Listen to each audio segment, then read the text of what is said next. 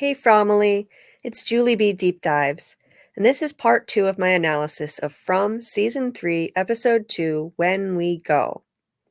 This is where I'm going to break down the biggest bombshells of this episode and offer you my theories and predictions on where the mystery could be heading. Victor's father, Henry, gave Tabitha some incredible revelations on the nature of Fromville and the role of Victor's mom, Miranda. We also got some concerning and bizarre developments with Fatima's pregnancy. And then there was that insane cliffhanger ending with the infamous phone call to Jim that was teased in the trailer. But we'll get there in a bit. Let's start with the Tabitha scenes. Truly the most mind-blowing and significant part of the episode in terms of what it will mean for the mystery going forward. We open with Henry and Tabitha, and Henry doesn't believe Tabitha's story. He says he's called the police. And then, even when she's able to give him proof that her family disappeared using the internet and the names of others who also disappeared, he still is skeptical. But he finally starts to believe her and sends the police away when she mentions that she was trying to save some children from a tower. At that point, he explains that his wife Miranda took their 2 children and disappeared around 40 years ago. Now this part is strange. Henry shows Tabitha his children's room and mentions his son and daughter, but he doesn't mention Eloise by name once. Doesn't reveal if she ever came back to him, and doesn't ask any questions on what her fate could have been if she didn't come back to him. Once he started to believe Tabitha, you'd think he would have asked if his wife and daughter are alive. But maybe that's coming in episode 3. The show only has a limited amount of screen time after all. Tabitha tells Henry that she thinks she was sent here to find him, but he says he thinks she's here for what's in the basement, a treasure trove of paintings by his wife Miranda. And I believe both of them are actually right. Tabitha was pushed out into the real world within walking distance of Victor's father's house, and this can't be a coincidence in my opinion. I mean, what are the odds of that? It appears to me that the boy in white deliberately sent her there to find Victor's father, hear his story, and gain insight into the nature of Fromville from the artwork in the basement. This is where Henry delivers bombshell information that gives us new insight into the nature of Fromville and how it might work. Miranda was the one who painted all of these paintings in the basement. When this scene appeared in the trailer, many of us believed that Eloise must have escaped and eventually painted all of this herself. In my last video, I mentioned that it could have been Miranda who did this before she even arrived in Fromville through visions. My friend Sophielle had this idea a few weeks ago, and she nailed it. It turns out this is exactly what happened. Henry says they were hippies back in the day, and on his 35th birthday, they decided to do one last acid trip. That's when Miranda began hearing voices telling her that she needed to save some children who were locked in a tower. She said that she had been chosen, and she was not the first.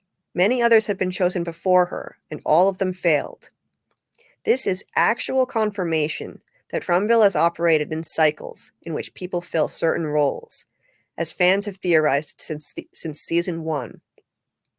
It looks like the showrunners really meant it when they promised we would get some answers this season. The concept of being chosen to fill a certain role has been present from the start. After the boy in white first appeared to Ethan in season 1, Victor told Ethan that the boy in white chose you, like he chose me once. Perhaps the boy in white is the one who chooses everyone to fill certain roles, including the line of succession of women who were chosen to save the children. So who were these children who needed to be saved? Who were the original Ankui children? We don't have enough information to form a conclusion yet, but I believe they may have actually existed in the distant past based on their dated clothing, and whatever happened to them may have been what caused the creation of Fromville. Perhaps they were actually sacrificed. As Tabitha looks through the mind-blowing artwork in Henry's basement, he relates Miranda's description of Fromville in a riveting way. Let's break it down piece by piece. Miranda said that Fromville was, quote, everywhere, but you couldn't find it if you tried. somewhere you could stumble into from anywhere, but never find a way to leave, unquote. This suggests that Fromville is all around us in a way, and we know from the characters' experiences that you could stumble into it from anywhere in the US, but never find a way out. This description lends credence to the pocket dimension theory, something that I believe in. It also suggests that this dimension is either moving or that the portals to this dimension move. Essentially, this other dimension is all around us, but I have theorized that there are, quote, thin spots between our dimension and the Fromville dimension that open up whenever an entity wants to draw someone inside, or, as Henry puts it, a chosen one. I've always believed that people are specifically chosen to be drawn into this place, and now we have pretty solid confirmation of this idea, based on Miranda's backstory that Henry reveals. Moving on, as we watch Tien Shen's funeral scene, we hear Henry's voiceover relating to us that Miranda, quote, said there were people there, people who were lost and afraid, who found themselves living inside a nightmare that they couldn't escape, fighting a battle that they knew they couldn't win. She said they were holding on to hope, and when that hope was gone, they held on to each other, unquote. Here we have two central themes of the show, the theme of a living nightmare and the theme of hope. This nightmare theme has been ubiquitous from the beginning. There are constant references to dreams and nightmares. If you look in the credits on IMDb, even the monsters are credited as nightmare creatures. I personally believe that this whole place is a sort of dream dimension, a pocket dimension controlled by entities that induce various types of dream states, nightmares, visions, premonitions, etc., in chosen people in order to manipulate them, terrorize them, or to try to convey a message. But getting back to Henry's monologue, again, he said that the residents are, quote, holding on to hope, and when that hope was gone, they held on to each other, unquote. This theme of hope is also essential to the show.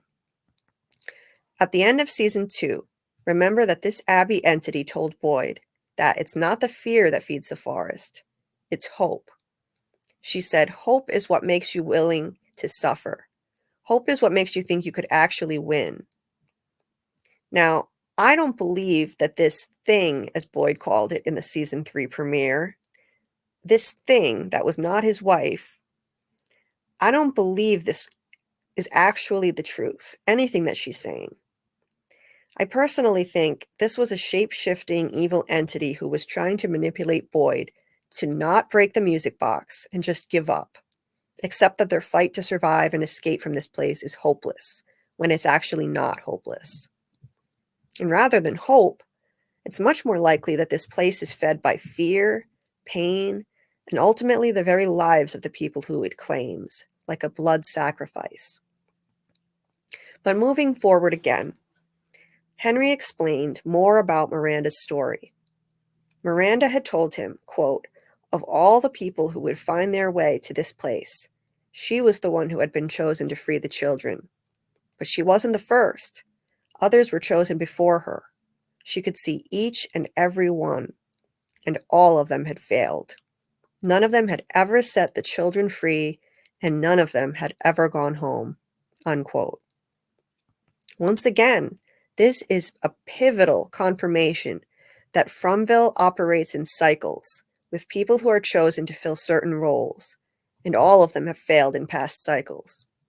It seems as though Miranda's use of acid somehow opened up her third eye, in a sense, giving her perception beyond ordinary sight. She was able to see all of the people who had been chosen before her to fill the role of saving the children, and how all of them had failed. Henry also used acid, but he wasn't one of the chosen ones, so it only had that effect on her, giving her that extra ability to see all of this in her mind's eye. My good friend Robert Saunders has theorized that Miranda could also see all of the people who would be chosen after her, including Tabitha and her family, if she were to fail. A potential future. And I agree that people like Miranda, who had visions of the past, can also have premonitions of the future. But that doesn't mean that that couldn't be changed. Anyway, Henry tells Tabitha, quote, "If you've seen the children, if they've called to you, then I guess you've been chosen now too. So how did you get out?" Unquote. Now that is the million-dollar question. What is different this time?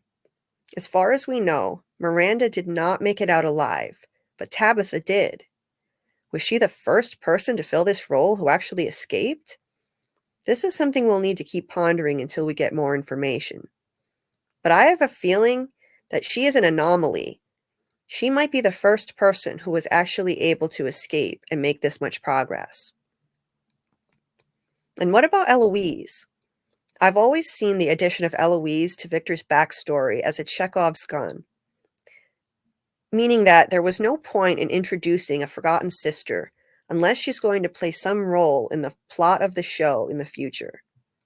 Why even add her to his backstory in season 2 if we're just going to find out later that she already passed away in the total massacre? Is it just to drive home the point that Victor's an unreliable narrator with huge memory blocks? We already knew that his memories were mostly blocked. Right now, I'm still leaning into the theory that Eloise got out, but that she's living in a psychiatric institution. In the preview for episode 3, we've seen that Tabitha and Henry will get into a car accident. I'm hoping that this will be on their way back from visiting Eloise. It's a slim chance, but it could still happen. If they were on their way to see her, but they haven't seen her yet and the accident stops them, that would be a shame. The fandom has been so fascinated by the idea of Eloise, and if Tabitha doesn't at least get to meet her before she winds up back in Fromville, it would be disappointing to many. On the other hand, it would also be interesting if we get a twist, and Eloise could be living in this village of old cabins as a loner for all this time, sort of like Danielle Rousseau on the show Lost. And she could have been the one walking outside Jim and Kenny's cabin in episode 1. Again, it's a slim chance, but it's possible, and we'll have to wait and see. Getting back to the paintings, this was a gigantic bombshell. Miranda, not Eloise, painted all of this in the basement. Henry said she painted everything she saw in visions before she ever got to Fromville herself. That means she had visions of the talisman, which you can see in the background of this shot to the right, suggesting, as I suspected, that Boyd wasn't the first one to ever find them, although she could have seen this in a premonition vision. She also painted the Ankui kids, including this boy and girl looking exactly like the view of them that Tabitha saw, which suggests that she saw this in a premonition, the exact way that these two would appear to Tabitha. Miranda also painted a Civil War soldier, just like the one from Jade's vision in season 1. And we've got the diner here, and the lighthouse to the right, and Colony House. There's also the iconic merry-go-round. We can't see all of it in this shot, but there are 7 children on it, and the 8th seat is empty. These likely represent the 7 Ankui kids who Miranda and later Tabitha thought needed to be saved. The question we have to ask ourselves is, how could they have saved these children who were clearly no longer alive? I've theorized that it's their souls that need to be saved, or released from the prison of Fromville, along with all the other souls of the people who have perished there. I doubt that there were actual living children there in need of saving, even when Miranda was there. What Miranda may not have understood is that the entity in control of Fromville that's keeping everyone trapped, both the living and the souls of the deceased, that entity needs to be defeated so that every soul could be set free, in my opinion. Now this one is intriguing. Miranda had a vision of the man in white, as we call him. We've been shown this painting in the opening credits since the show began, but we've never seen him appear in the show yet. He definitely seems to be an adult version of the boy in white, dressed exactly the same, which suggests that the boy in white is not what he appears to be, an innocent little boy. As I've said before, the man in white has a depressed and resigned expression on his face, as if he is resigned to the task of keeping the cycle going, and perhaps he's unable to do more than try and help some residents survive when he can, instead of showing them all the way to escape. Some fans have theorized that the man in white slash boy in white can't help everyone escape because he would also be letting a dangerous, evil entity escape into the world. And this is my working theory as well for right now. Now this one here, this painting of the man in yellow, has sparked immense debate and discussion in the fandom, wondering who he could be and what is his significance. He has a sinister face, and he's glowing with a red aura, which hints that there's something threatening about him. And that color yellow is frequently used in this show, from Boyd's infinite supply of yellow shirts to Tian Chen's yellow house.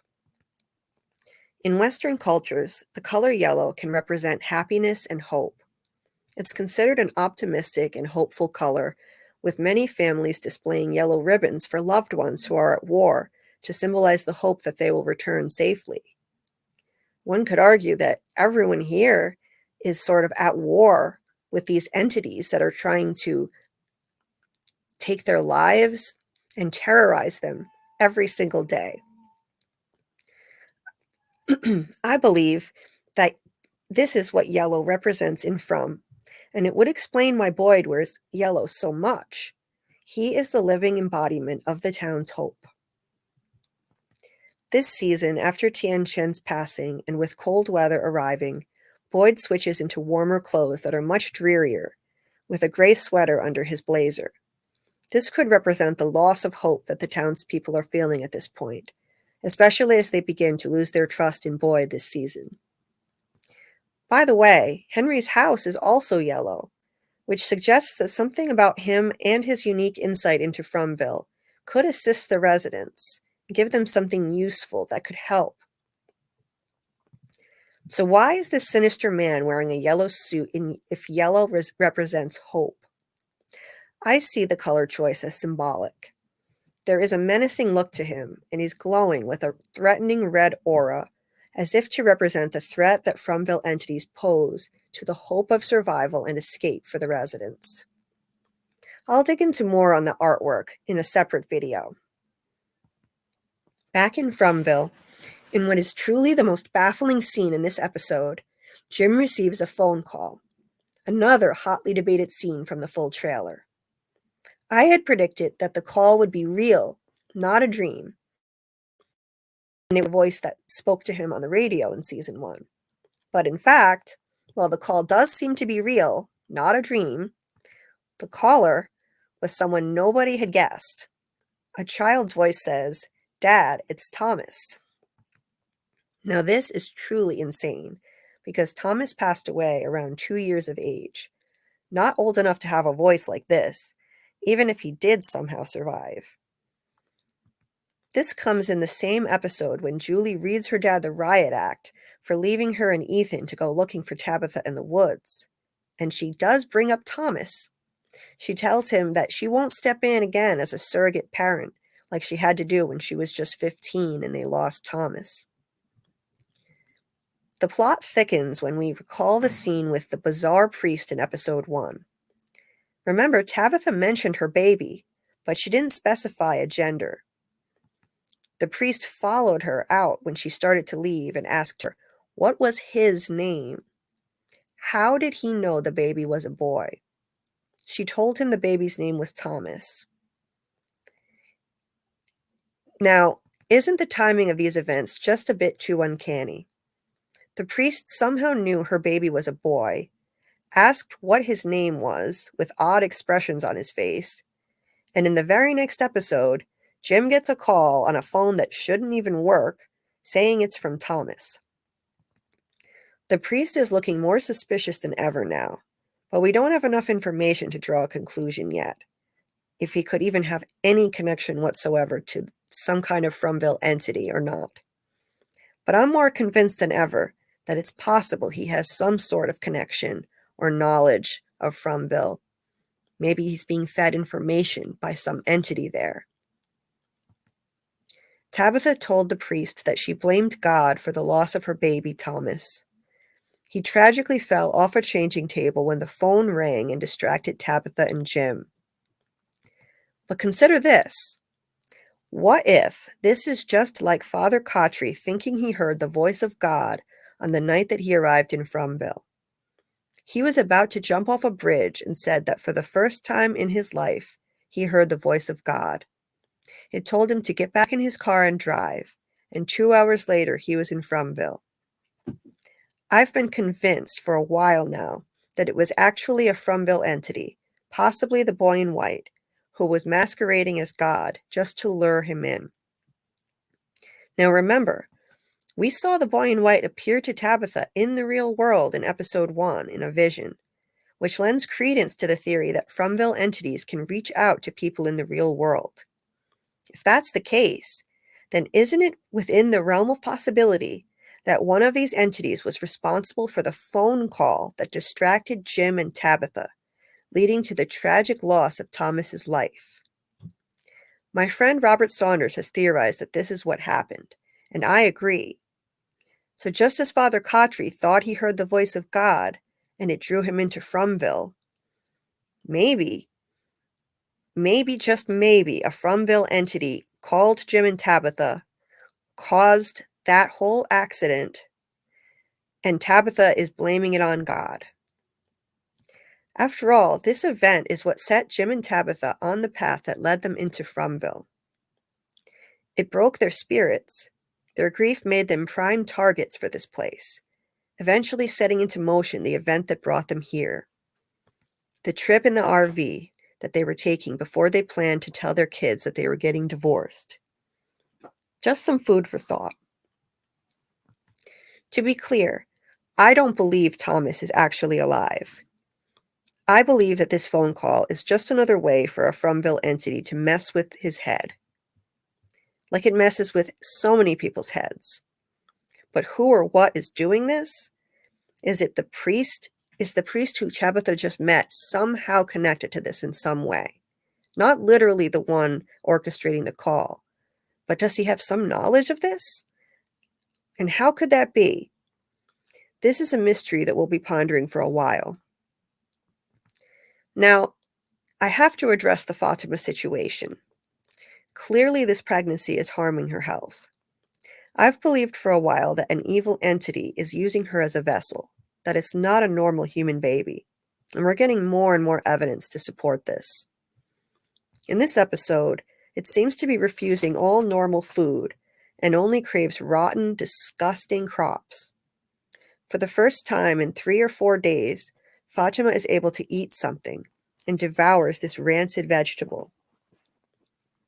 Which begs the question, is this why the soil here was poisoned in the first place?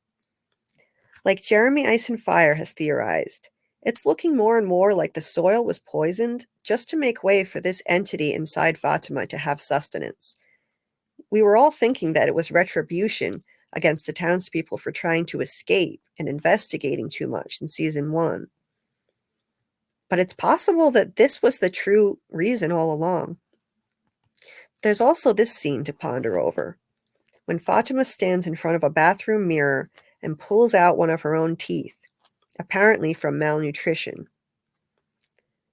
When I saw this shot right here, standing in front of this oval mirror framed in gold, as Fatima looks ghostly pale, I immediately remembered the iconic shot of the ghostly pale Jasmine monster standing in front of an identical gold-framed oval mirror in Colony House, right after she took the life of Kevin in season 1. Could this callback to that shot imply that Fatima is carrying a creature baby or turning into a creature? At the very least, I see this callback to the Jasmine mirror shot as a hint that Fatima is carrying some kind of evil entity, whether it's a nightmare creature or something else. If you look at this, even the shots mirror each other.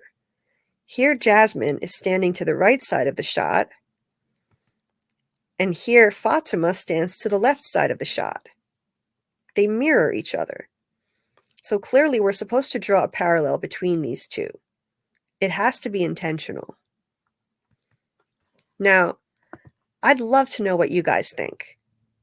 What do you think about the revelations regarding Miranda, Victor's mom? What are your thoughts on Fatima and this potential demon baby? Is it really Thomas calling from an alternate timeline, somehow making contact with Jim? Or is it just another mind game? So many questions. Now, if you liked this video, please hit the thumbs up and consider subscribing.